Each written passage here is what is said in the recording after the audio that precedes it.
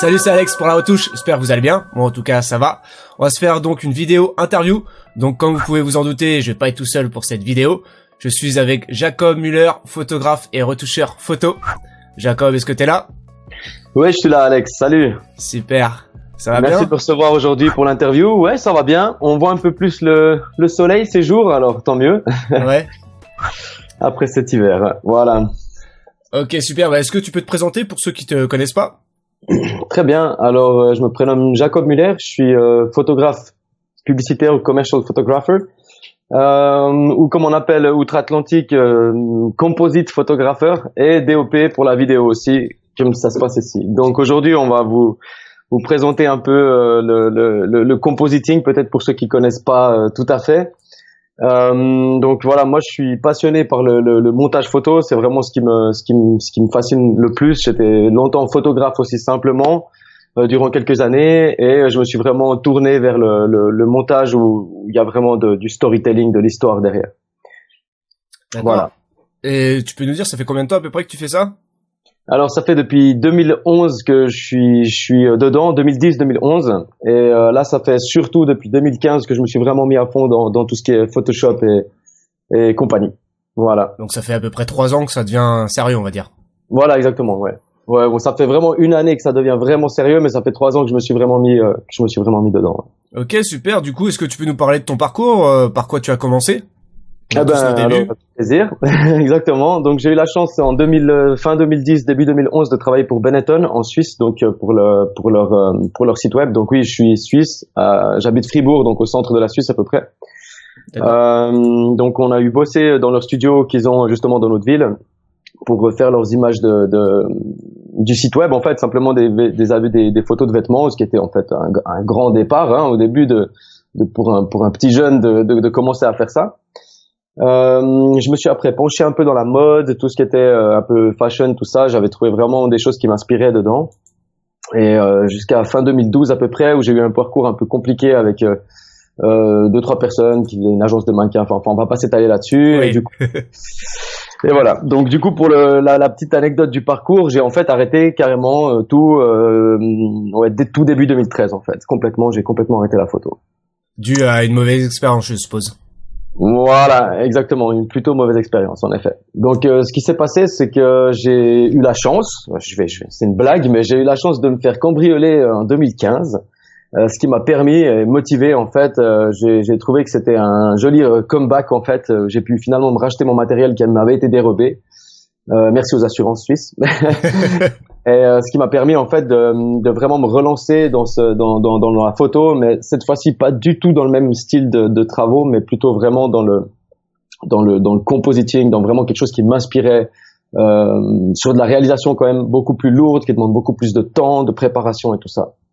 Donc voilà un peu rapidement mon parcours, et depuis maintenant ces quelques années, je suis en train de pousser au max là-dedans. D'accord. Et du coup, comment est-ce que tu t'es formé à la photographie, à la retouche photo? Est-ce que t'es allé dans une école ou vraiment t'as tout fait par toi-même? Alors c'est un peu, bon, comme beaucoup d'entre nous, je pense, c'est un peu atypique, on va dire. Moi, j'ai jamais suivi de cours. J'ai toujours boudé l'école depuis mon plus jeune âge, on va dire. D'accord. Je suis un peu un mauvais canard, comme on dit. Du coup, je me suis formé non pas sur Internet, en faisant des tutos, mais simplement en regardant comment les gens fonctionnent et travaillent, et puis en cherchant les petites clés, les petits détails, des choses que je voulais absolument acquérir en fait. D'accord. Et est-ce que tu penses que tes débuts ont été difficiles quand même, ou vraiment tu t'es senti à l'aise et c'est parti quoi? Ah, c'est toujours difficile. Ouais. C'est toujours difficile. Il faut réussir à satisfaire des images, de réussir à satisfaire de son travail, et surtout jamais être trop fier non plus, parce que on n'arrête jamais d'apprendre. Voilà, donc c'est toujours un peu complexe, on va dire, hein, toujours en constante évolution. On va dire que tu t'es senti plus à l'aise en photographie ou sur la post-production, à savoir l'utilisation d'un logiciel comme Photoshop? Alors, l'un ne va pas sans l'autre, je dirais. C'est pas du graphisme, enfin si, on appelle aussi graphisme Photoshop, mais du coup, je me suis senti beaucoup plus à l'aise en allant chercher les images que j'avais besoin moi-même pour réaliser mes projets, en fait.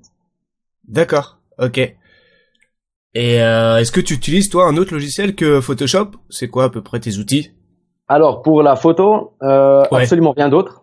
Absolument rien d'autre. Sinon, je bosse pas mal à la vidéo, comme vous pouvez voir un peu là derrière.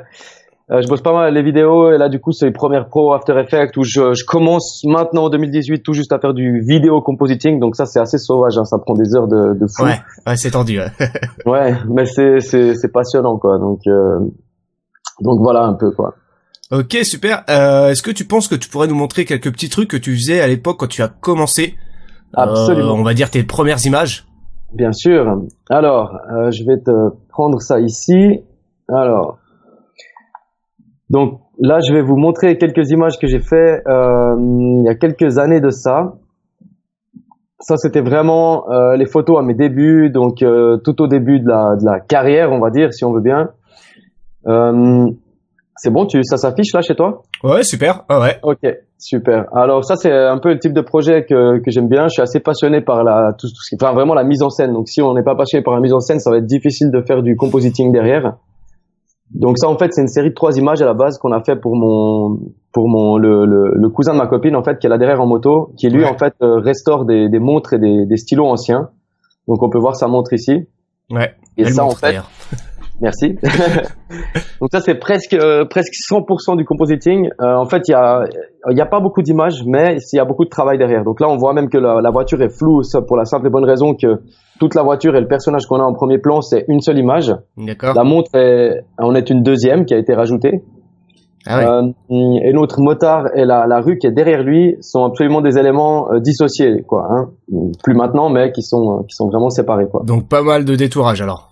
Voilà, exactement. Donc là, en fait, ce qui est vraiment détouré, c'est la fenêtre du véhicule et le motard, en fait. Donc comme on peut voir un peu dans son casque, c'est que en fait, il y a le véhicule, voilà, qui est derrière, quoi. Et ça, on est en quelle année à peu près là? Alors là, on est 2015. Début 2015, quelque chose comme ça, ouais. D'accord. Et je suppose que vous avez fait la photo à l'arrêt. Oui, voilà. Voilà, exactement. Donc ça c'est la petite anecdote aussi, c'est que bien sûr la photo est à l'arrêt. Les flash photos que moi j'utilise, ils vont pas extrêmement vite. On peut shooter à 160 centièmes, je sais plus comment est-ce qu'on dit ça, sur l'appareil. Donc c'est vraiment pas vite. Donc t'as intérêt que tes sujets ils soient vraiment statiques et que pour que tout soit net, etc., etc. Et après donc t'as travaillé avec des flous pour obtenir des effets de vitesse.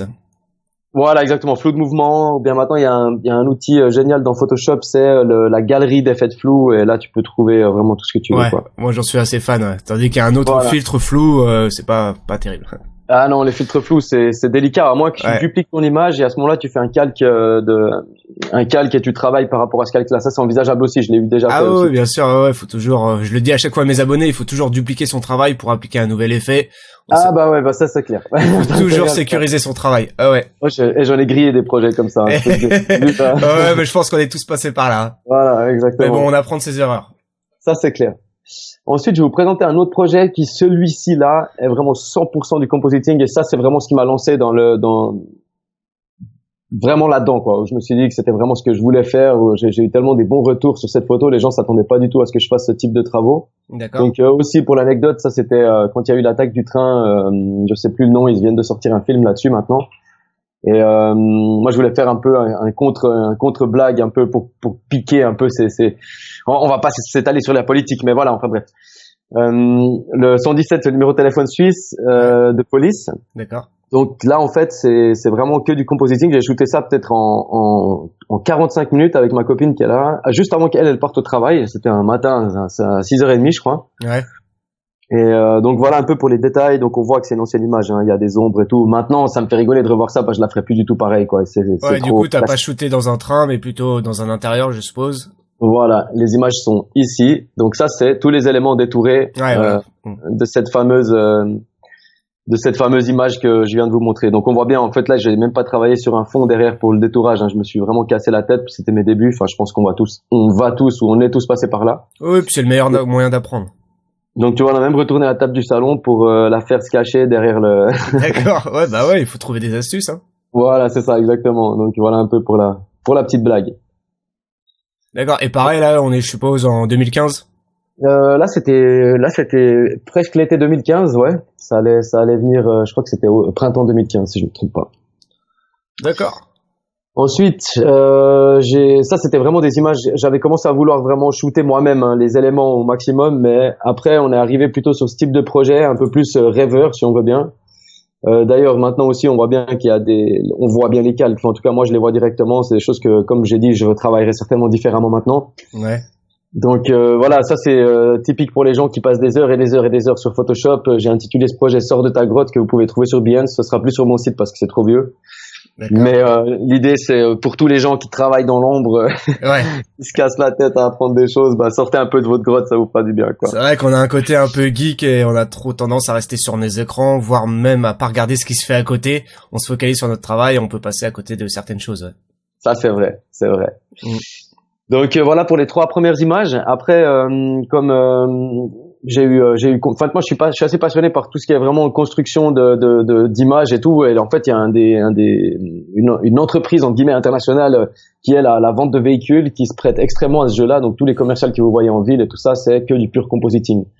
Donc j'avais eu contact avec Daimler Allemagne. Donc Daimler c'est Mercedes, Smart et puis encore ces grandes marques là. D'accord. Et il m'avait proposé de leur envoyer mon book. Et moi, j'avais absolument aucune image. Book que je n'ai toujours pas envoyé d'ailleurs. Ça, c'était en début 2016. Et donc là, à ce moment-là, j'avais créé ces images-là. Donc, qu'on peut voir avec le véhicule. Ça, c'est vraiment 100% du compositing. Je pense qu'il y a d'avoir une trentaine d'images là-dedans. Il y a peut-être 6 images rien que pour faire le sol ici, qu'on voit en premier plan.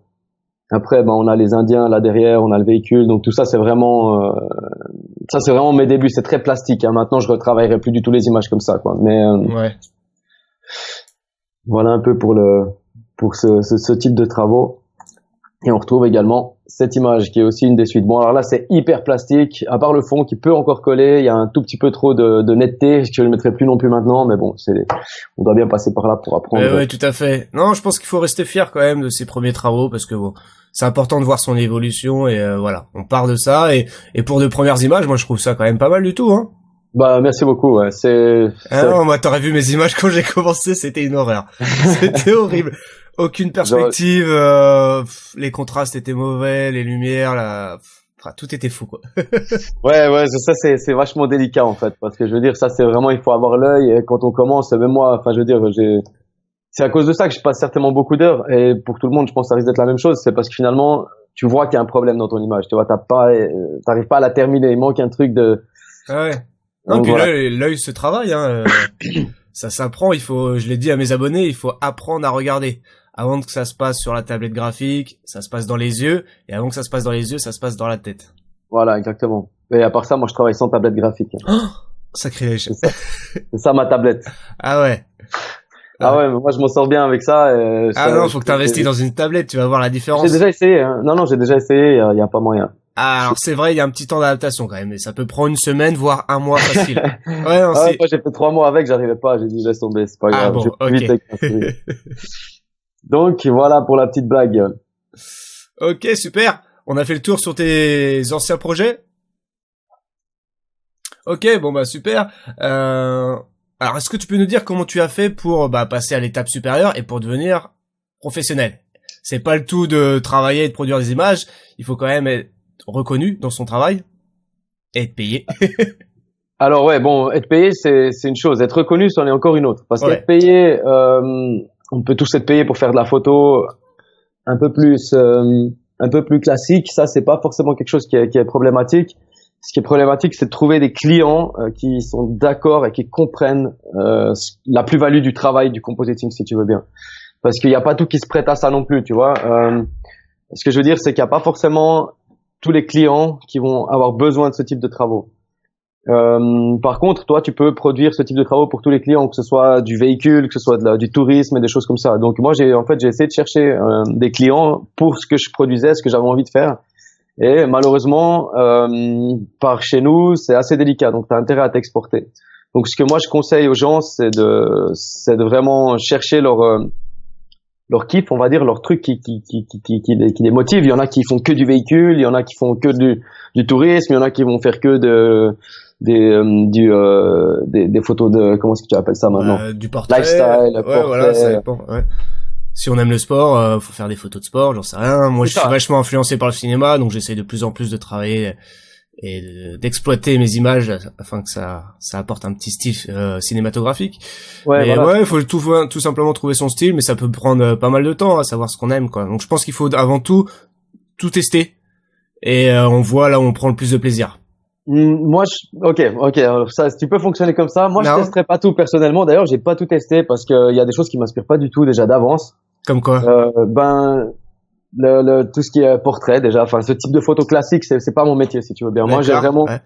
envie j'ai comme on pourrait dire, j'ai peut-être une influence du cinéma, mais moi, je travaille je fais pas mal de storyboard en fait. Ouais.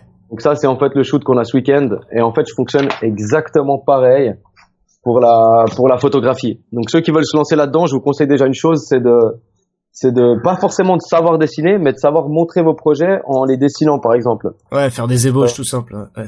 Des ébauches simples, et puis surtout, ce qui est important dans le compositing, c'est pas simplement de créer une photo. C'est vraiment la différence avec la photo classique, c'est que le compositing, tu vas en fait créer, il y a presque une histoire en fait à chaque fois autour. Ouais. Ouais, Donc tout à fait.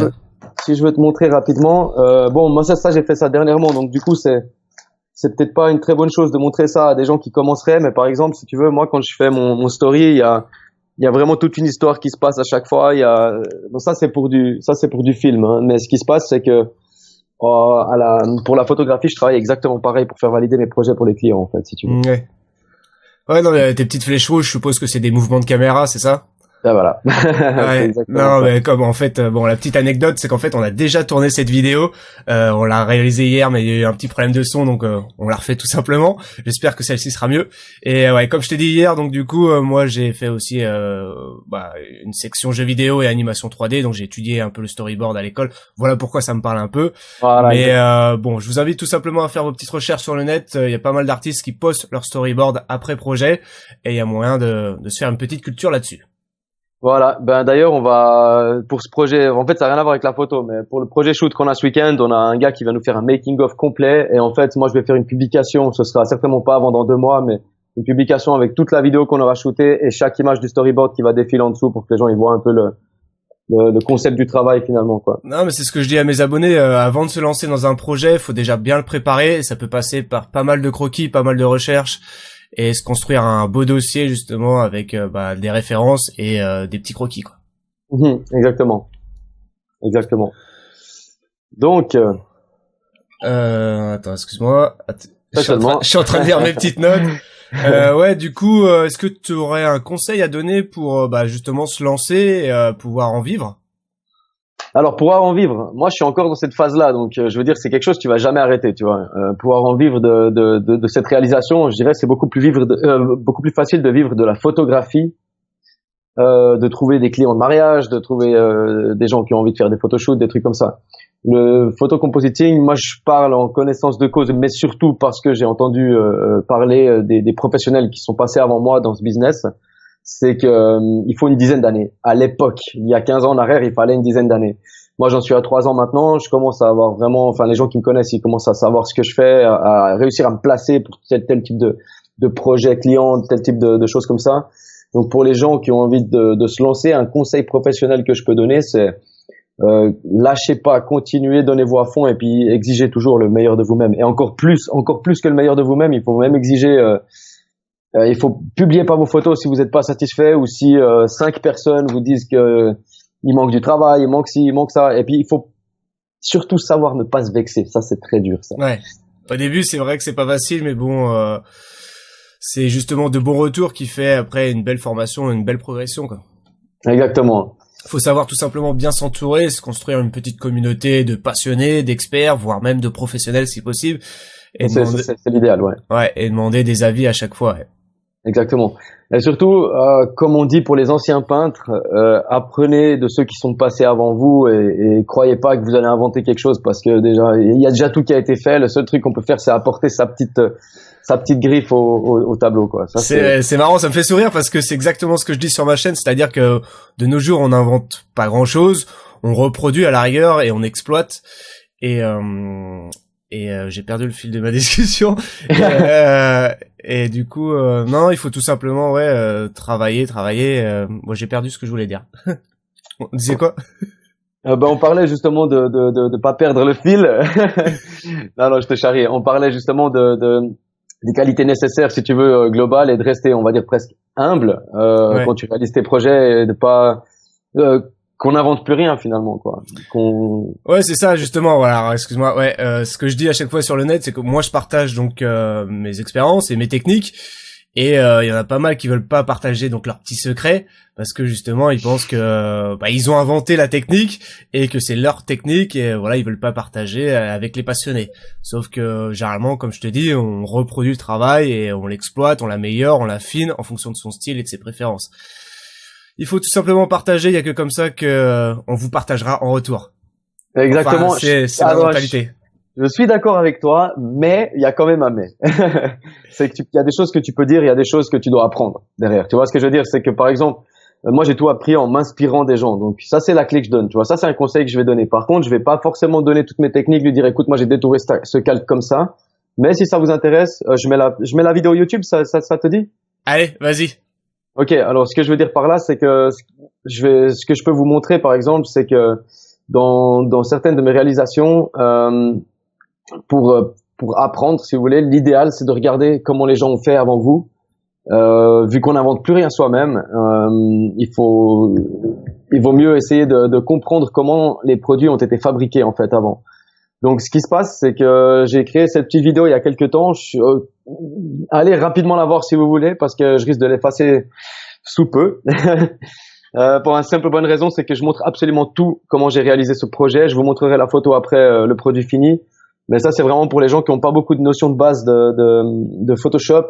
Ça peut être une très bonne chose d'essayer de comprendre en fait comment une image relativement complexe a été réalisée en fait. Donc, je sais pas si toi tu avais des questions, Alex, par rapport à cette image, si tu avais des points que je voulais, si tu voulais qu'on éclaircisse ensemble. Pas pour le moment. Je suis en train de regarder un petit peu parce que c'est vrai que j'ai pas visionné cette vidéo. Je Ok. connais le projet en revanche, mais j'ai pas vu le making of. Et non, moi je suis assez friand justement de ce genre de time lapse. C'est un peu c'est un peu ça. Hein, C'est un peu ça. Ouais. encore c'est en accéléré, donc maintenant on appelle ça des hyper time lapse. Et Ouais. j'en ai déjà pas mal posté aussi sur ma première chaîne. En ce moment j'ai plus ou moins arrêté, mais moi je me suis beaucoup formé comme ça. On envoie la musique et on regarde, on fait pause, on revient un petit peu en arrière si besoin. Il y a pas mal de gens qui disent qu'ils n'arrivent pas à comprendre. Après, je pense que il faut tout simplement connaître Photoshop, et au bout d'un moment, on arrive à comprendre un petit peu l'approche, comment tu construis ton image. Et puis non, après moi, moi je comprends ce qui se passe, mais c'est vrai que pour certains, pour les débutants, je pense que ça peut paraître un petit peu compliqué. Il faut tout simplement bien connaître le logiciel. Parce que bon, on arrive à reconnaître rapidement les outils, on regarde la fenêtre de calque. En plus, t'as laissé un aperçu sur ta fenêtre de calque, donc on voit carrément la construction de ton projet. On Voilà, voit que tu exactement. renommes aucun de tes calques. Aucun. Attends, ça c'était au début, ça. Maintenant, ce que je fais, c'est que je les renomme toujours pas. Ça, c'est toujours un petit défaut. Ah ouais. Par contre, je mets les étiquettes de couleurs, là. D'accord, ouais, les codes Je fais les couleurs. groupes Ouais. fichiers, voilà, c'est ça, ouais. Ah ouais, non, je sais pas Par comment tu contre, fais, parce que du coup, enfin, tu dois vite te retrouver avec 50 calques, et si t'en cherches un en particulier, tu dois passer quand même pas mal de temps à le retrouver. bon, alors, attends, je vais juste rapidement dire une chose. Pour ceux qui veulent se lancer sur des projets autant complexes que ça, on va dire, je sais pas avec quel appareil vous travaillez vous en général, mais moi j'ai trouvé la meilleure solution que j'ai, c'est de travailler avec le Canon 5D. Je suis pas payé par Canon pour faire cette publicité. C'est le 5D SR. Ouais. Il est un peu cher, mais enfin, je le conseille pas forcément à des photographes classiques. Je conseillerais par contre à des gens qui ont besoin d'utiliser ce type d'image pour du compositing, et qui ont pas forcément l'argent, 60 tickets à mettre pour s'acheter un medium format, quoi. Ouais. Donc ce qui est très dangereux avec Photoshop, qu'il faut savoir, c'est que c'est un programme qui a toujours des failles. Je vois ça surtout avec Premiere Pro, mais Photoshop c'est assez incroyable. C'est qu'au bout d'un moment, quand tu as 4 calques qui sont détourés avec des masques par-dessus à n'en plus finir, ton programme il crame et c'est fini. Ça enregistre ton programme avec des erreurs de fichiers et t'as qu'à recommencer. Ça m'est arrivé déjà, j'ai perdu sur ce programme, sur cette photo que je viens de vous montrer, j'ai perdu, je pense, 4 jours de travail. Ah ouais. Ça c'est quelque chose qu'il faut vraiment faire attention, c'est qu'en fait tu dois quand tu es satisfait de ton image, tu fais une version 1, et sur la version que tu vas avancer, quand tu es sûr que tu as fini le travail derrière, tu t'assembles tous les fichiers, comme ça tu perds du poids en fait. Ouais. Moi je travaille sur des fichiers qui font, ça va paraître complètement absurde, mais des fois 10 gigas le fichier, tu vois. Et non, mais je connais. Je suis déjà monté à 20 gigas, moi. Voilà, c'est ça, exactement. Donc ça, c'est hyper dangereux parce que ton programme, je sais pas avec quoi vous travaillez, mais en fait, là, je travaillais avec ce MacBook à l'époque et tu oublies ça, ça crame. Donc non, voilà, ça va. Moi, de mon côté, j'ai plutôt une grosse bécane, mais ça m'est déjà arrivé sur un poste de travail dans une entreprise. Voilà, je pouvais pas ouvrir le document PSD parce que il arrivait pas à l'ouvrir, tout simplement. Voilà, ça c'est aussi un détail à faire attention aussi quand quand tu travailles sur des projets comme ça. Non, pour ça la petite astuce c'est quand même de créer plusieurs versions, une version 1, une version 2, version 3 à chaque fois qu'on progresse dans le projet et dans la complexité du projet, comme ça voilà, si possible, il y a moyen de revenir en arrière sur un précédent fichier. C'est ça, exactement. Et surtout enregistrer sur 2 disques durs. Ouais, alors attends, ça c'est une chose qu'à l'époque je faisais pas. Bon, j'ai eu de la chance, c'est que j'ai encore rien qu'à cramer, mais c'est quelque chose qu'il faut vraiment faire attention. Moi aussi, ça doit faire peut-être 1 an que je le fais, mais parce que j'ai jamais eu de problème. Je pense que c'est à partir du moment où t'as le problème que ça y est, tu commences à t'y mettre. Ah ouais, alors là, le jour où t'as le problème, c'est déjà trop tard. Ouais, exactement. Là, ouais. Après, ouais. l'astuce, il paraît que je le fais pas encore, mais c'est de poster son travail sur des espaces en ligne comme Google Drive. Je le fais pour des gros projets, mais généralement ça reste pas sur le long terme, quoi. Ouais, écoute, moi je l'ai pas encore fait. Je pense que c'est pas encore tout à fait au point ce type de projet. Enfin bon, je risque de me faire taper sur les doigts par ceux qui font ces programmes, mais moi je fais pas encore assez confiance pour ça, quoi. Par contre, j'ai déjà conseillé à un de mes collaborateurs qui est vidéaste, qui lui a cramé déjà 2 disques durs. Ouais. Donc lui, je lui ai conseillé de faire ça directement parce que c'est un moyen quand tu peux pas te payer 4 SSD ou des choses comme ça. C'est toujours un truc qui ça coûte 10 balles par mois, je crois, et puis t'as 200 gigas ou quelque chose comme ça. Ouais, voilà, après, faut pouvoir acheter de l'espace de stockage, surtout. Ouais. C'est ça, exactement, ouais. Ok, super. Est-ce que tu penses qu'on pourrait revenir sur quelques-uns de tes derniers travaux? Si Absolument. Tu peux nous montrer un peu, on a vu par quoi tu as commencé. Moi, je connais un peu maintenant ce que tu fais. Est-ce que tu penses qu'on peut, se mettre dessus? Bien sûr, avec plaisir. Alors, ce que je vais vous montrer, c'est simplement l'image que vous venez de voir là, avec attends, mais il se cache où? Hop. L'image que vous venez de voir avec la voiture, le braquage de banque, on va dire simplement. Donc moi, je suis un peu passionné par, en fait, la facilité dans le montage vidéo, photographie, pardon, c'est de faire ce qui vous inspire le plus. Vraiment, il faut toujours commencer par la chose qui vous inspire le plus. Moi, je veux pas dire que je suis fan des armes, mais je suis fan d'action. Et c'est quelque chose qui est très facile à mettre en image parce que c'est hyper simple. On a tous déjà vu 1 million de films. On sait tous exactement comment ça se déroule un peu, les choses comme ça. Donc là, ce que je veux dire, c'est que j'ai créé en fait ces 3 images. Il y en a encore une supplémentaire en fait, qui sont en fait la suite l'une de l'autre. Et une clé que je peux donner aux gens qui veulent se lancer dans le compositing, c'est de faire les choses qui vous passionnent et qui vous fascinent au début. Comme ça, c'est hyper simple de réussir à créer un projet. Donc ça a été fait à l'hiver. Alors, ce projet que vous voyez maintenant, il a été fait en 2015 et retouché pour qu'il colle avec les autres hiver 2016-2017, qui m'a mené en fait à faire ce type de projet. Donc ça, c'est pas tout récent, ça a une bonne année. D'accord. Mais voilà en fait. Donc pour ceux qui connaissent Dave Hill aussi, moi je me suis inspiré en reproduisant des images que lui avait fait au départ avec des gens que je connais de mon entourage pour justement apprendre le compositing. Ouais, donc, voilà. Voilà. C'est des gros projets quand même. Quand tu commences, ça peut paraître un peu compliqué, mais bon, ça peut vite venir quand même. Ça peut vite venir. En fait, par exemple, cette image-là avec la fille qui saute de l'immeuble avec ses 2 guns, ça c'est un truc. Bon, il y a 2-3 problèmes de distorsion que je vois maintenant, par exemple, mais ça c'est des détails que voilà. Quand tu fais ça au début, tu te satisfais de ton travail. Ouais. Et ce qui est bien, c'est que quand tu arrives à mener à bien un projet assez complexe comme ça, qui t'inspire, ben t'arrives directement à réaliser quelque chose assez rapidement, en fait, si tu veux, quand tu travailles sur des choses qui t'inspirent, en fait, quoi. Ouais, bien sûr. Ouais. Dès qu'on sent qu'il y a de la passion, généralement ça se ressent à la fin du projet, quoi. Voilà, c'est ça, exactement. Donc là, je vais vous parler du projet. On attaque celui-là, ça va pour toi? Ah ouais, super. Ah ouais, je le connais, il est top. Vas-y, envoie. Voilà, donc là, on attaque le projet. Pour les Français qui nous regardent, ça c'est un projet qui a été réalisé pour la SNSM. Donc la SNSM, c'est les sauveteurs en mer français, qui sont tous bénévoles d'ailleurs.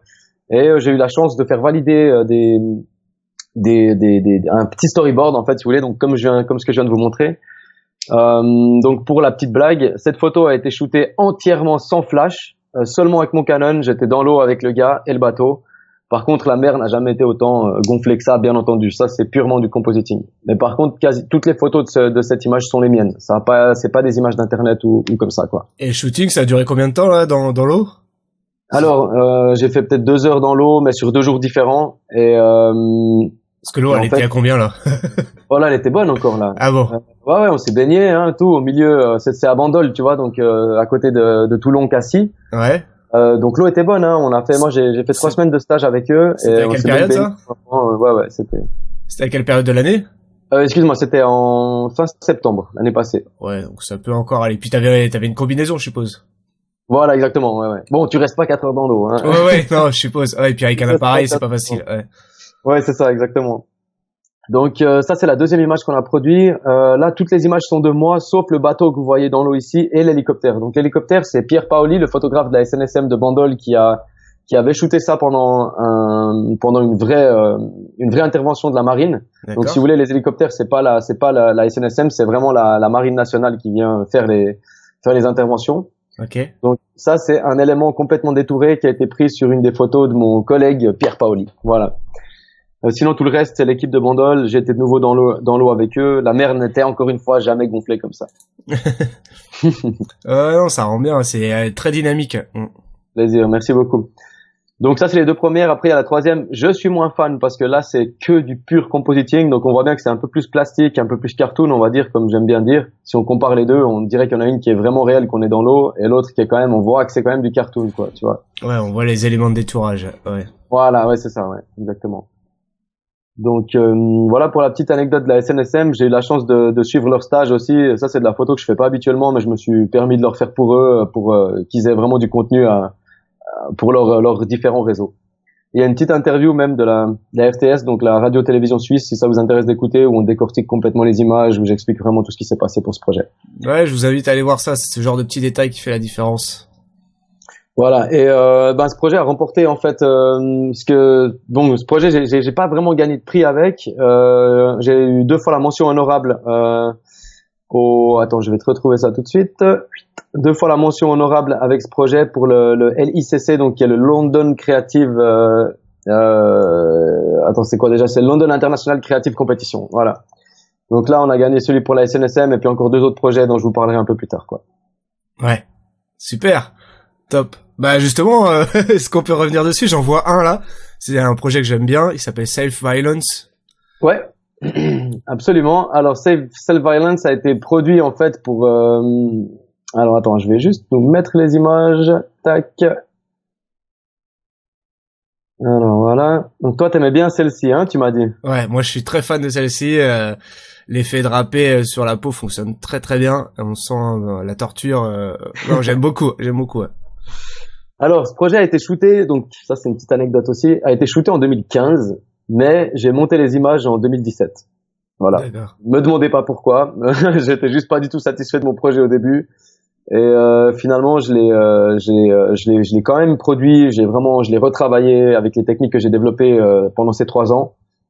Et j'ai eu la chance de gagner en fait le Best of the Best Photographer sur One Island Photography avec celui-là, donc je suis dans leur book qui a été imprimé. Best of the Best Photographer 2017 pour ceux qui ont eu la chance de l'avoir entre les mains ou ceux qui le verront ou pas. Donc voilà. Ouais, non, c'est une belle récompense. Et ouais, c'est vrai que ça fait plaisir, c'est cool. C'est assez technique comme travail, donc pour les gens qui se lancent, je vais pas vous donner toutes les clés, mais c'est pas très compliqué à faire. Il faut simplement savoir quel calque fait quel effet, quelle couleur fait quel effet, et ensuite on arrive à mélanger un peu tout ça. Je vais pas trop parler de ça parce que je suis en train de travailler actuellement sur un projet contre la discrimination de tout ce qui est religion, couleur, orientation sexuelle et même les femmes, parce qu'on sait que les femmes sont souvent prises à partie au niveau des salaires dans nos différents pays. D'accord. Donc je vais pas trop dévoiler ce projet, mais on est en train de finir un énorme projet contre la discrimination qui utilise en fait la même technique. D'accord, bon on ira voir ça sur tes réseaux une fois que ce sera posté quoi. Avec plaisir. Super. Et à peu près, c'est combien de temps là sur une image à peu près? Alors ça c'est très simple parce qu'il y a qu'une seule photo plus le fameux calque qui nous permet de faire cet effet-là. Par contre, pour donner les effets de vraie distorsion et torsion, j'ai peut-être passé 3 heures, 4 heures par image en plus de la photographie. Donc ça c'est maintenant en 2017. En 2015 quand j'avais essayé, j'avais dû passer 10 heures par image, j'avais rien réussi à faire. Ouais, c'est normal, c'est le temps que le workflow, le process se mette en place. Ouais, c'est ça exactement. Non, 3-4 heures, ça va, ça reste raisonnable. Donc voilà pour parler de cette image. Ok, super. Est-ce que tu penses qu'on peut revenir sur Garmin, un projet que j'aime assez aussi? Alors ça c'est le projet qui m'a permis de réaliser la totalité du projet pour la SNSM en fait. Donc qui utilise en fait les mêmes techniques. La seule différence c'est que là j'ai pris aucune photo moi-même en fait. Vraiment zéro photo. Ça c'est que du montage Photoshop. Là j'ai passé des heures et des heures et des heures de travail. Les voiles du bateau que vous voyez là sont en fait du CGI 3D. Tu fais un peu de 3D toi? Pas du tout. Non. Par contre, j'achète des éléments quand j'en ai besoin. D'accord, ok. Mais ouais voilà. Donc là en fait l'idée c'était de faire du split water, donc couper l'eau en deux. Donc ouais c'est vrai que ça colle pas mal avec l'image de la SNSM, mais là on a un truc c'est que ce que je voulais montrer, c'est que pour les gens qui disposeraient pas éventuellement de GPS ou de sondeur et quoi que ce soit, il y a même dans un beau paysage, un beau cadre avec un ciel magnifique, tu peux te retrouver à arriver contre une roche à fleur d'eau comme on appelle, qui va venir te casser ta quille et qui va t'échouer ou comme ça. Donc ça c'est le début du projet. Et ensuite on a cette image qui fait aussi partie du même projet. Donc là on a le split water. Bon il y a quand même un défaut, c'est qu'on voit que c'est quand même pas autant réaliste que la photo de la SNSM, mais voilà.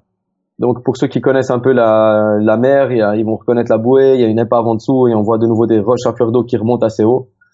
Et voilà. Donc là par contre il y a énormément de calque, il doit y en avoir 60, 70, quelque chose comme ça, quoi. Ouais, je pense qu'il y a un peu plus d'heures de travail quoi. Ah ouais, celle-là ouais. Non mais je trouve que moi ce que j'apprécie c'est surtout le mouvement de tes vagues là pour avoir l'effet split water. J'ai déjà essayé, c'est pas si facile que ça à créer et non, franchement, chapeau. J'aime assez. Alors regarde, je vais donner un petit conseil. Regardez bien cette photo-là et regardez ensuite celle-ci là. Ouais. Tu vois là, on voit vraiment on voit sous la vague. Là, il y a un retour d'eau, on voit sous la vague. Je vais te prendre celle-ci, c'est encore plus flagrant. Tu vois là, ça coupe la vague. Ouais. Là vraiment, on voit sous l'eau. Et ça c'est quelque chose que je n'ai pas fait dans ce fameux projet. Ouais, tu vois bien, tu vois la différence quoi. Donc ça c'est un petit défaut que maintenant si je devrais faire l'image, je la retravaillerais différemment simplement pour avoir cet effet de dessous de la vague qui donne en fait cet aspect réalistique en fait. Ouais, pour avoir nettement plus de volume sur la vague carrément. Voilà, exactement. Et puis donner un aspect comme si t'étais dans l'eau avec en fait, voilà. Ouais, voilà, que tu bouges en même temps que la vague quoi. Parce que la vague te fait bouger accessoirement. Ouais. Voilà. Ouais, bah c'est super. Est-ce que tu voudrais nous parler d'un autre projet en particulier ou même plus si tu le souhaites? Alors, je vais commencer par le projet un projet Impact Point que j'ai réalisé l'été 2017. Alors là, grand miracle, ce matin même, je viens de gagner la médaille de bronze au TIFA en fait, c'est le Tokyo International Festival of Photography. Donc vraiment inattendu quoi. Je viens de voir ça ce matin, ils m'ont délivré 2 prix, donc le silver, donc c'est quand même voilà, je suis content. Félicitations, ça fait plaisir d'avoir de telles reconnaissances quoi. Merci. C'est vrai qu'en effet, c'est de la reconnaissance. Quand tu te casses la tête avec des heures de boulot impossibles, c'est incroyable. C'est vraiment, ça fait du bien. Après, ce que je dis à mes abonnés, c'est qu'il faut pas travailler pour ce type de prix. C'est toujours intéressant, par contre, d'avoir. Mais bon, il faut éviter d'être déçu et voilà, il faut travailler avant tout pour la passion et non pas pour la récompense. Non, alors celui qui travaille pour la récompense, il peut arrêter tout de suite quoi. Ça c'est une chose qui est très claire. Moi, j'ai eu la chance en 2017 d'y aller un peu au culot, je me suis dit bon, ouais, enfin tu sais, j'étais même pas confiant dans mon travail, je me suis dit ouais, j'essaye à gauche, à droite, on verra bien. En fait, je me suis comparé avec des gens qui avaient déjà gagné des prix et je me suis dit ouais, mais ce que je fais sans être prétentieux, mais ce que je fais, ça peut clairement mériter quelque chose. Ouais. Et en fait là, ça fait bientôt une année qu'on a fait que j'ai payé le TIFA pour participer et tout. Et par hasard, ce matin, je vois sur mon fil d'actu Facebook un gars de mon pays en fait, qui lui, il fait du travail incroyable. Il a gagné le gold en fait, donc il a gagné le premier prix. Et je me suis dit ouais mais attends, moi j'ai pas reçu de mes nouvelles. Et je me suis dit j'ai participé, il faut que j'aille voir, tu vois. Et par hasard, je suis tombé là-dessus ce matin et vraiment ça. Ils t'ont même pas contacté? Ah non, ils contactent pas si jamais. Hein. Ça c'est. Ah ouais, donc tu peux vite oublier et passer à côté quoi. Exactement. Voilà. Bah t'as bien fait d'aller voir. Ouais. Exactement. Donc pour la petite blague, en fait Impact Point c'est un projet que j'ai réalisé en fait quand il y a toujours les opposés finalement qui se rencontrent, comme on dit en anglais, tout ce qui monte retombe, what goes up must come down, et on sait tous que dans la vie, tu fais une connerie, ça va te retomber sur la gueule. Enfin, ça, je suis parti dans cette idée-là, en fait, en réalisant ce projet. Ouais, le retour de flamme, quoi. Voilà, c'est ça, le retour de flamme ou les choses un peu spéciales, spontanées qui t'arriveraient derrière que ouais, enfin voilà, ça c'est après chacun a jugé le projet. Hein. Moi, j'ai fait ce projet sans forcément plus de détails derrière. Après, chacun va se donner un peu son idée qu'il a par rapport au projet, quoi. Ouais, bien sûr, tout à fait. Bah ouais, si on peut voir la petite vidéo, ça m'intéresse, ça dure pas trop longtemps en plus. C'est juste histoire de mettre dans l'ambiance avant de rentrer un peu plus dans le projet. Voilà, alors la petite vidéo, c'est vraiment mes débuts de la vidéo. Hein. J'avais jamais vraiment fait de produit de choses et en fait, ce qu'on a voulu faire, c'est une petite vidéo d'action avec 2 de mes amis d'enfance qui sont d'ailleurs frères. Je vous invite à aller la voir si ça vous intéresse d'en voir plus. On a voulu faire un petit scénario, un peu film comme ça, mais bon, encore une fois, c'était mon premier test, alors je suis quand même satisfait. Franchement, étonnamment, j'étais plus vite satisfait de ma vidéo que des premiers compositing que j'ai pu faire, quoi. Ouais. Donc voilà, rapidement, bon, je vous laisserai aller la voir si vous voulez. Donc ça, en fait, au début, ça avait rien à voir avec le projet, et finalement, je l'ai quand même mis avec. D'accord, ouais. Donc là, on peut venir découvrir, en fait, nos deux opposés qui se rencontrent. Donc, en fait, le bâtiment qu'on a au fond, c'est le central, ça s'appelle, dans ma ville, à Fribourg, qui était, en fait, à l'époque, un bar, qui est devenu un hôtel, en fait. Maintenant, en plus, c'est encore une fiduciaire, ou je sais pas trop quoi. Donc, voilà un peu pour la petite blague. Ah non, c'est pas mal. Et ouais, il y a nettement plus de travail, mais non, ce que j'aime bien, moi, c'est justement la confrontation entre l'action et le sauvetage, quoi. Non. Voilà, donc en fait, on a ces 2 activités. À chaque fois, il y a toujours, on va dire, 2 opposés. Le nom du bâtiment, donc ça, c'est pur composite. Par contre, j'ai fait 100% toutes les photos moi-même. À part là maintenant, on a la bouche d'égout qui coule. Ça, c'est des choses, par exemple, j'ai pas photographié, des tout petits détails, mais tout le reste a vraiment été photographié et rien n'a été fait au même endroit. Donc, en gros, pour faire simple, tu as photographié le bâtiment nu, je veux dire sans éléments, sans personnage, et après, tu as travaillé donc de ton côté pour mettre l'homme en flamme, après pour incruster les différents personnages, comme par exemple les policiers. Tu peux raconter justement cette petite anecdote, parce que moi, je sais ça a été un peu compliqué.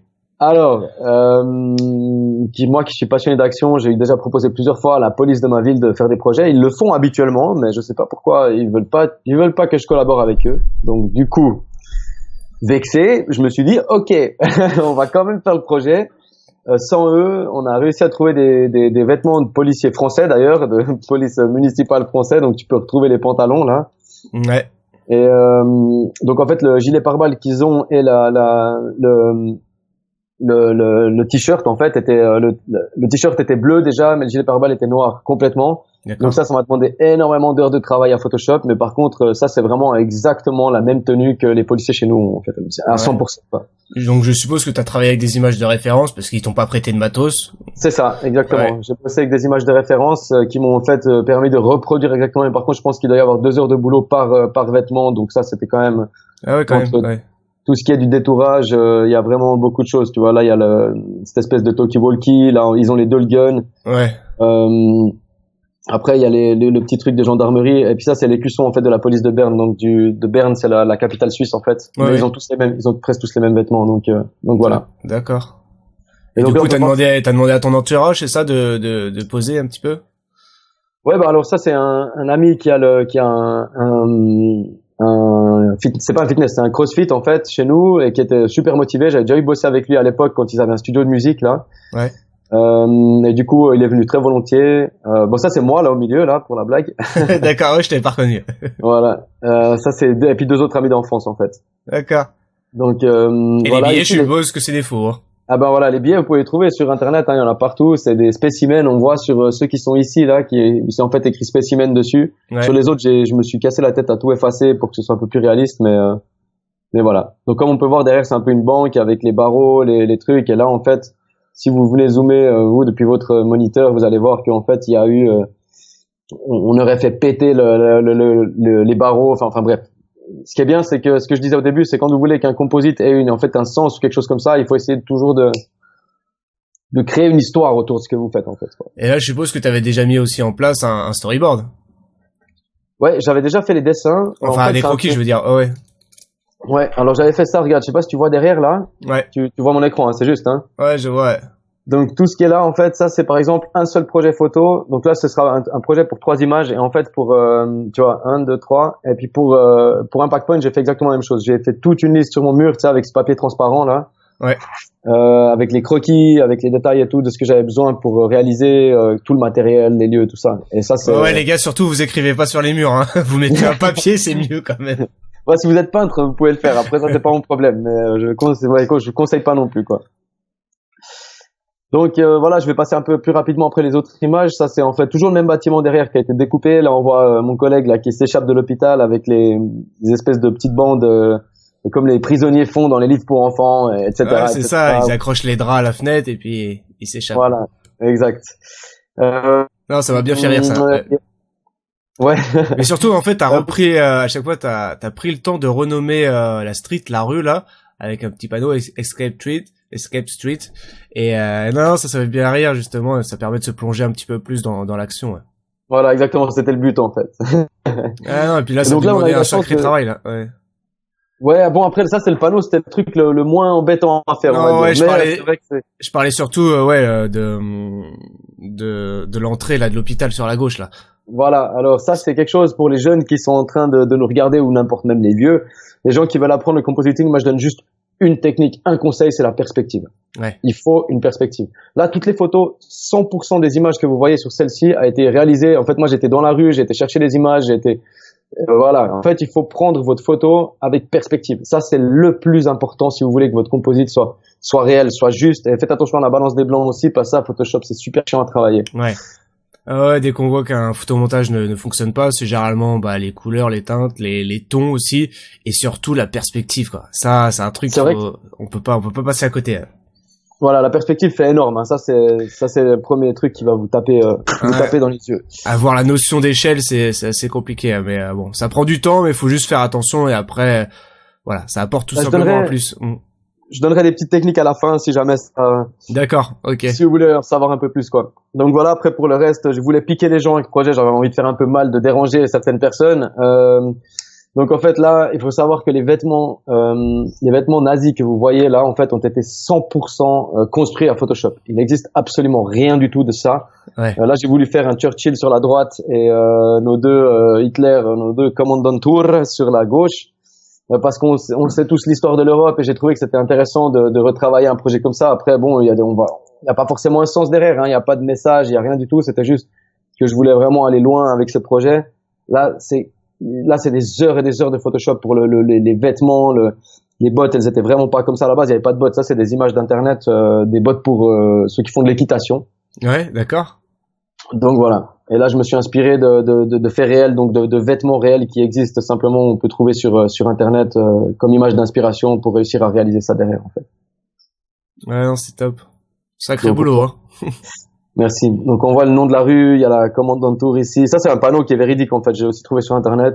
Après, il y a la route pavée. La route pavée, c'est dans la vieille ville chez nous. Enfin, toujours une histoire de perspective, hein. Tu vois, les pavés, ils collent avec le sens de la rue. Ça, c'est des images que tu dois aller chercher quand tu veux réaliser ce type de... Ouais, avoir des références basées sur le réel pour reconstruire.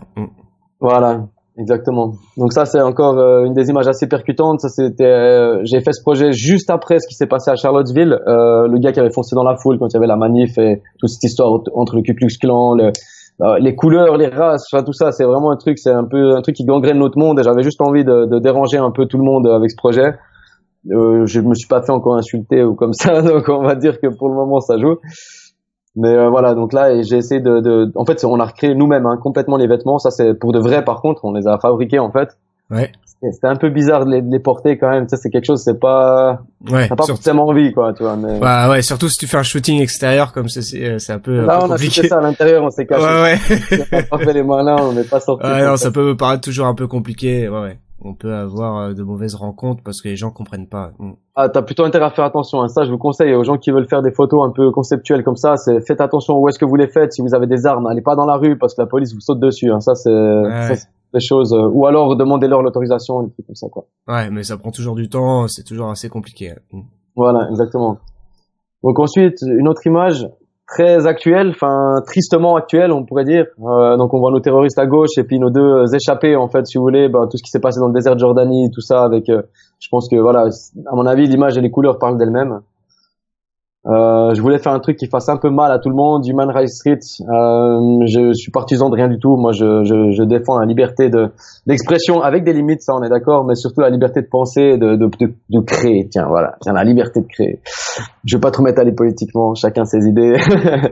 Il y a un sacré travail d'incrustation là pour avoir les impacts de balles, pour déconstruire un petit peu le bâtiment, la route, là, avoir un effet vieilli, déchiré. Non, c'est un sacré boulot là. Enfin, moi qui ai déjà fait ce genre de travail, je sais que ça demande du travail, quoi. Ouais, alors ça, c'est vrai que ça a pris beaucoup de temps. Ça demande du temps, quoi. Ouais, voilà. Voilà. Donc, pour murer le bâtiment, la fenêtre ici, et puis, recréer cette fenêtre cassée là, ça, c'est vrai que ça, c'est des choses qui m'ont pris pas mal de temps derrière, ouais. Mais voilà, quand t'es passionné, t'as une idée dans la tête, tu veux seulement arriver au bout de ton projet, tu y vas, quoi. Je pense que t'as dû prendre du plaisir. Voilà, c'est ça, exactement. Ouais. Et à t'écouter, ça se voit, quoi. Merci. Ouais, quand tu fais une grande série comme ça, je te garantis qu'au bout d'un moment, t'en as marre. Hein. J'ai travaillé sur 2 mois, t'as envie d'arriver au bout, quoi. Tu vois. Ouais. Une fois que t'as finalisé le projet, tu veux vite passer à autre chose, quoi. Et pas rouvrir le document PSD. Exactement. C'est bon, j'y touche plus. Juste pour cette petite image, là, c'est Anouchka, une amie en fait, qui en fait a écrit un livre sur le handicap et les problèmes, si tu veux, que les handicapés en chaise roulante principalement peuvent avoir. Donc là, j'ai rabaissé la route pour que, par exemple, ils puissent monter. Enfin, ça, c'est des détails. Et on a décidé de construire un peu cette blague un peu noire, si tu veux, avec 3 cyclistes en fait qui font la course, et puis un gars et une femme en chaise à côté qui finalement tu sais qu'ils vont se rentrer dedans. C'était juste pour déranger un petit peu. Tu sais, elle a rigolé dès que je lui ai expliqué le projet, elle a sauté dedans tout de suite. Donc on s'est dit on faisait cette image. Mais j'étais pas sûr de vouloir le publier au début, mais on l'a quand même fait. Ah non, franchement c'est sympa. Et c'est aussi, il m'a bien fait rire aussi. Ouais, ça c'est la dernière image. C'est celle que je préfère en fait parce que c'est la plus simple. Et voilà, c'est celle j'ai trouvé la plus simple et je suis satisfait de cette image. Voilà, Blind Street, tu vois, avec notre feu du piéton que notre aveugle ne voit pas. On sait que ça va faire mal, quoi, tu vois. Ouais. Et ça, c'était quand à peu près ça? Ça, c'était l'été passé. C'était juillet, l'été passé, quand je suis rentré de mon road trip en Italie, là, où j'ai fait quelques images que je vais vous montrer après. Juillet 2017, c'est ça? Juillet 2017, exactement. Ok. Pas mal. Donc voilà, pour les gifs, pour ceux que ça intéresse de regarder. Donc vous voyez bien que les vêtements, à la base, n'ont strictement rien à voir avec, avec la vérité, même jusqu'à la petite médaille, hein, qu'il porte sur son truc là. Ouais, il y a du détail, hein. Donc ouais, ça c'est un autre truc avec le compositing, c'est le détail. Ouais. Non, et puis c'est vrai que les passionnés sont toujours assez friands de ce genre de making of GIF, ça fonctionne bien. Ouais, c'est cool. Vous êtes les bienvenus sur mon site si vous voulez aller voir, c'est jacobmullerphoto.com, mais sinon je pense qu'on fera un petit link ou bien un truc comme ça. Ouais, quoi. Bien sûr, je mettrai tout dans la description, hein, vous pourrez tout retrouver. Vous pourrez bien sûr retrouver le travail de Jacob, ses réseaux sociaux, je vous mets tout ça dans la description et bien sûr sur le blog laretouchephoto.com. Génial. Super. Écoute, voilà pour ce projet. Est-ce que tu voulais qu'on présente quelque chose de spécifique maintenant? Alors ouais, justement, tu as amorcé un dernier projet. J'aimerais bien qu'on revienne dessus, si possible.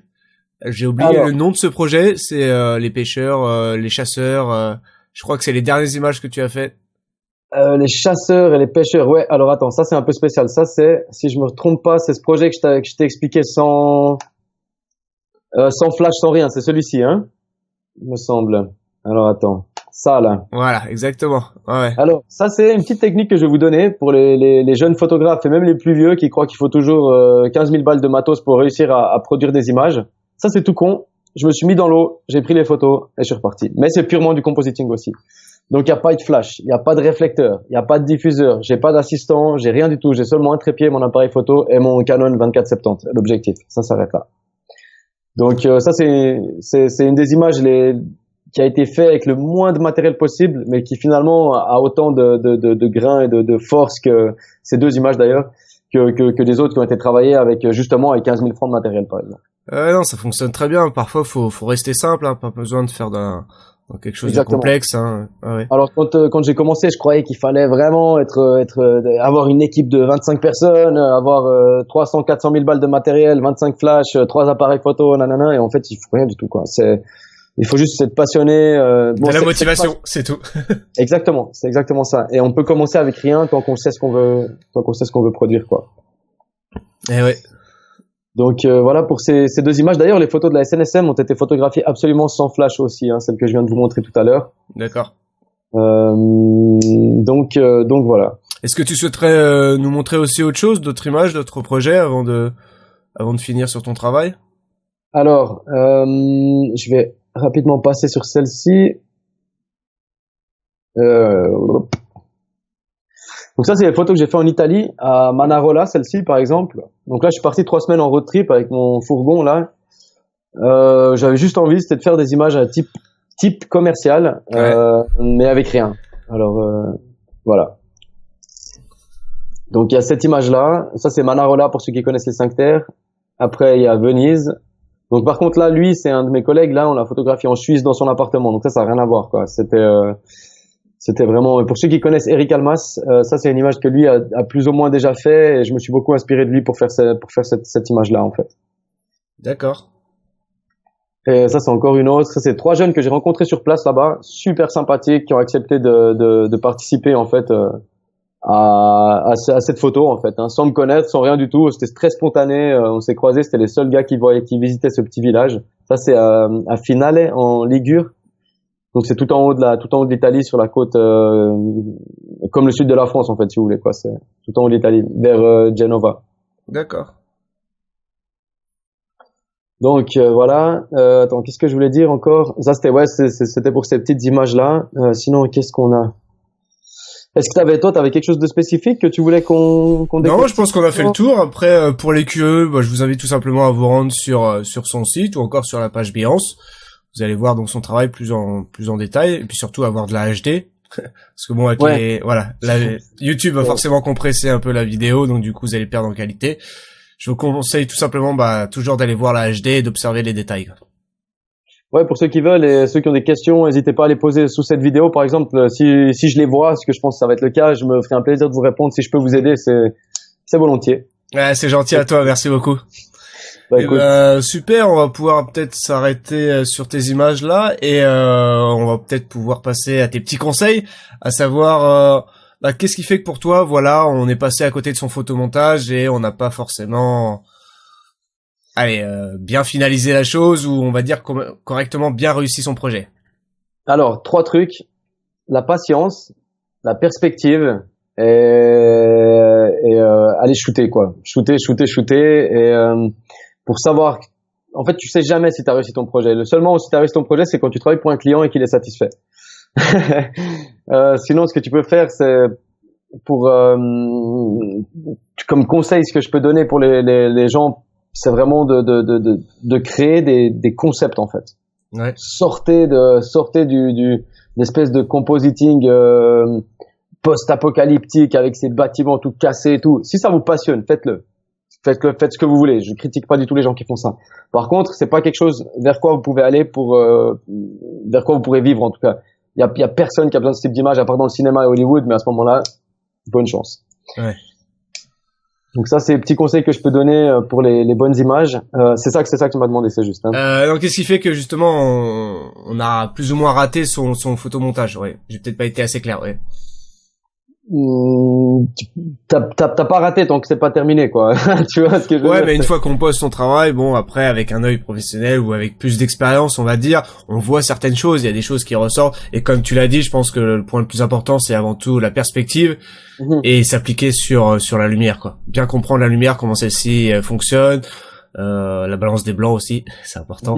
Alors voilà, ce que j'ai pas dit dans la discussion aujourd'hui, c'est qu'en fait, moi, je suis plâtrier peintre de métier à la base, et que j'ai commencé le compositing grâce à ça, en fait. Ça peut paraître complètement absurde, mais à partir du moment où tu dois comprendre comment peindre ton mur pour que la lumière du soleil se reflète dessus proprement, pas que tu vois tes coups de rouleau, et c'est con, mais la photo et le compositing, c'est exactement pareil.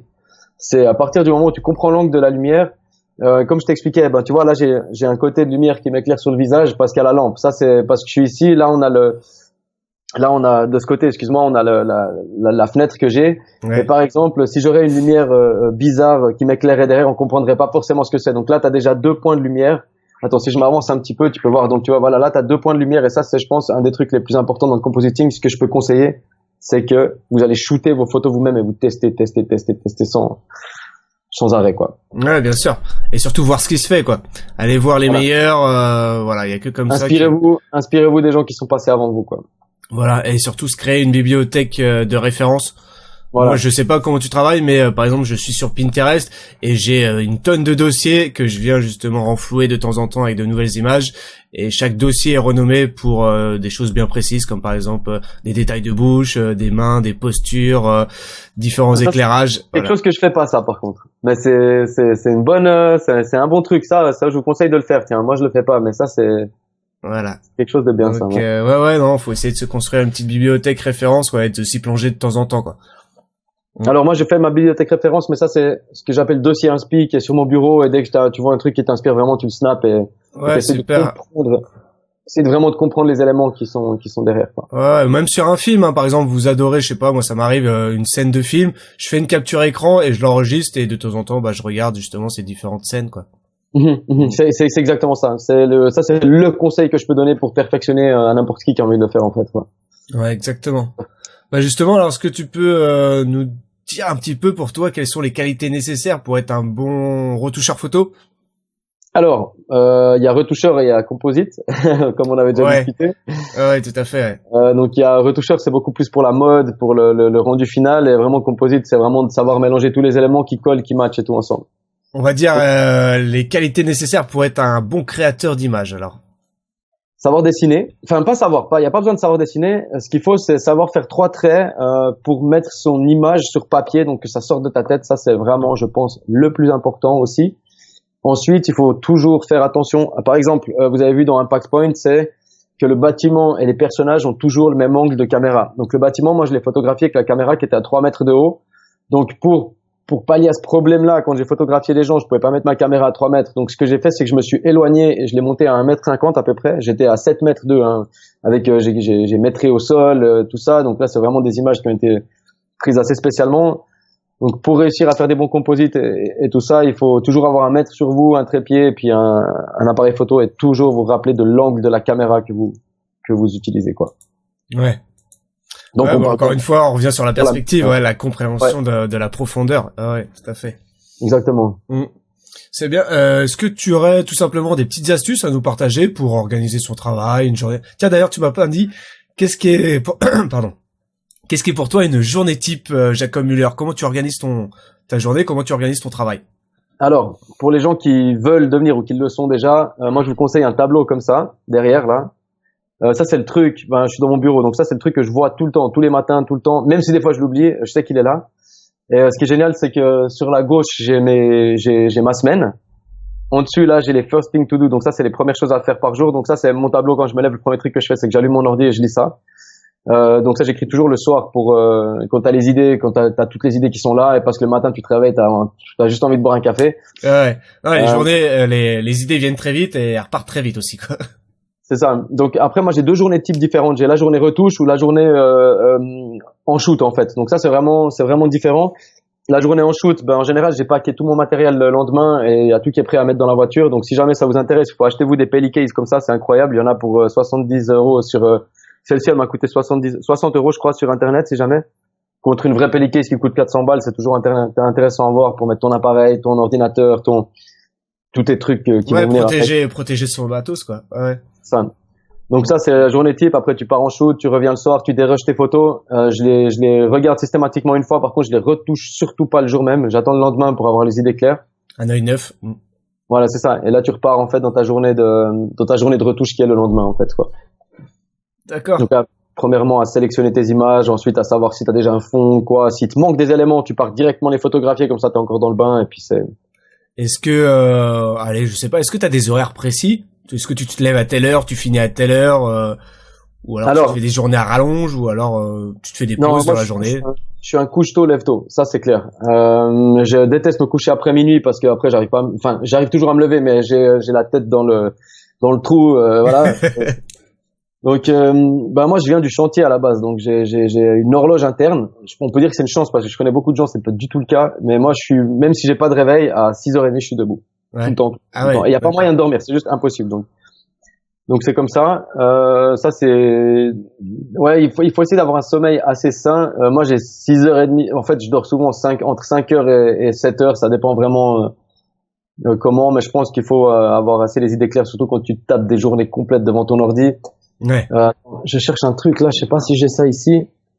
Si jamais pour les gens qui passent des heures de malade, qui tiennent à, si vous tenez à vos yeux, vous pouvez vous acheter sur, je vais pas trop donner de nom, mais il y a des lunettes si jamais pour les écrans qui existent pour ce que Ouais, bien sûr. vous puissiez travailler plus longtemps et surtout garder votre santé quoi. Ouais, parce qu'au bout d'un moment, c'est vrai qu'on a les yeux comme ça en fin de journée. Ah ouais. Moi, j'ai les yeux tout rouges, je sens la fatigue et je me force à décrocher si ce n'est que 10 minutes, 20 minutes pour regarder un petit peu ailleurs par la fenêtre, faire un petit tour dehors. Ouais. Ouais, c'est ça. T'as intérêt à le faire, parce que sinon tu crames, hein. Au bout d'un moment, là, ça va plus. Ouais, surtout que moi je travaille chez moi, donc faut vraiment que je me force à sortir, quoi. Ouais, voilà. Moi, j'ai mon bureau chez moi aussi, donc du coup, c'est clair que. Ah. Et ouais, super. Est-ce que t'as déjà des futurs projets vers quoi tu vas te tourner cette année ou même l'année prochaine? Est-ce que t'as des envies particulières? Alors, j'ai des envies particulières. C'est que moi, je suis un grand passionné comment est-ce qu'on peut appeler ça? D'aide à son prochain, si tu veux. Je suis quelqu'un qui suis assez antisocial, d'ailleurs, d'où mon métier aussi. J'ai très peu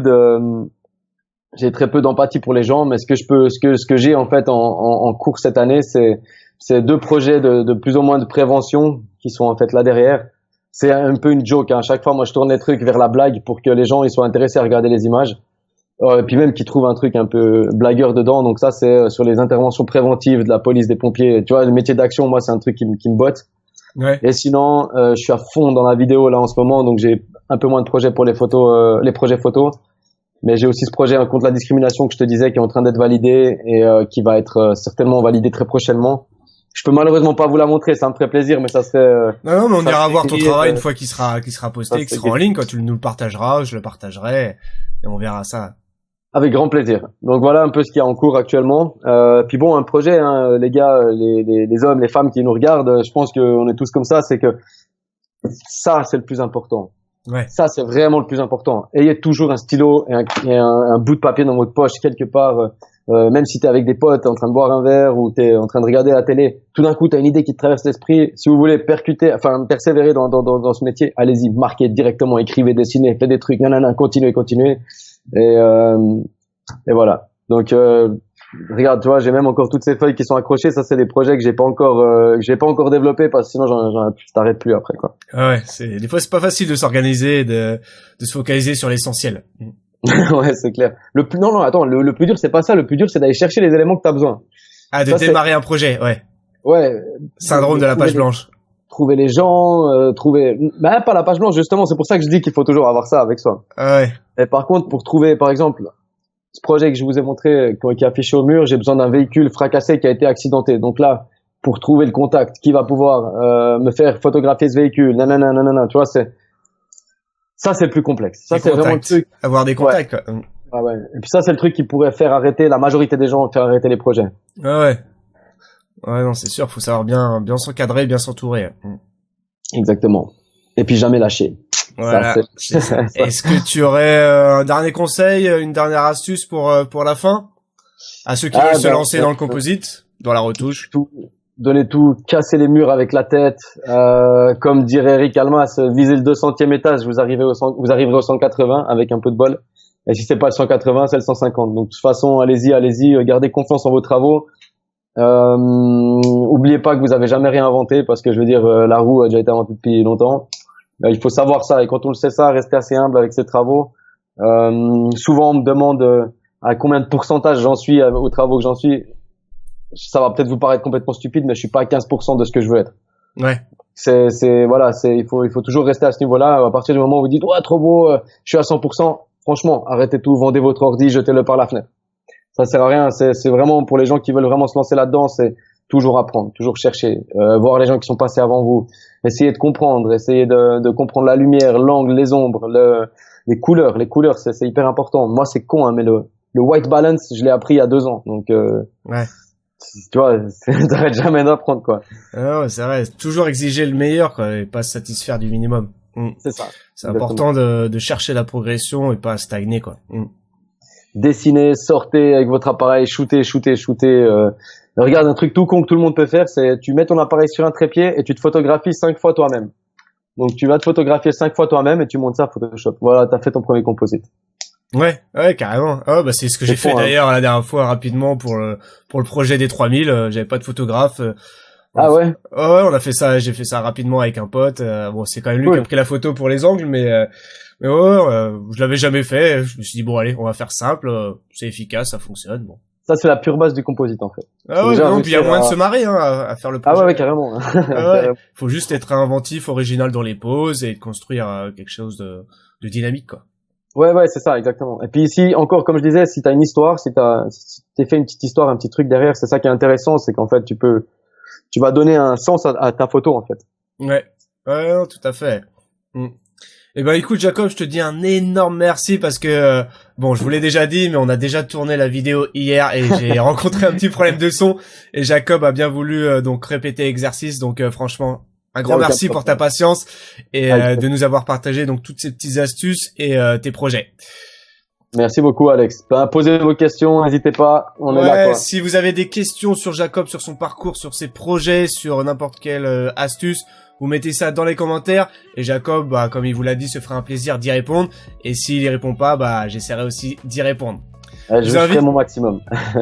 C'est gentil, merci beaucoup. Je vous invite tout simplement à suivre son projet, ses travaux. Je vous mettrai tout dans la description sous la vidéo. Et bien sûr, vous pouvez retrouver plus d'informations sur le blog laretouchephoto.com. En attendant, je vous invite tout simplement à mettre un gros like sous la vidéo, à la partager avec les intéressés et mettez-nous tout simplement un petit mot sous la vidéo. Abonnez-vous si c'est pas fait, on se retrouve la prochaine fois pour une nouvelle vidéo. Ciao et bonne retouche. Merci à tous, ciao. Merci encore à toi.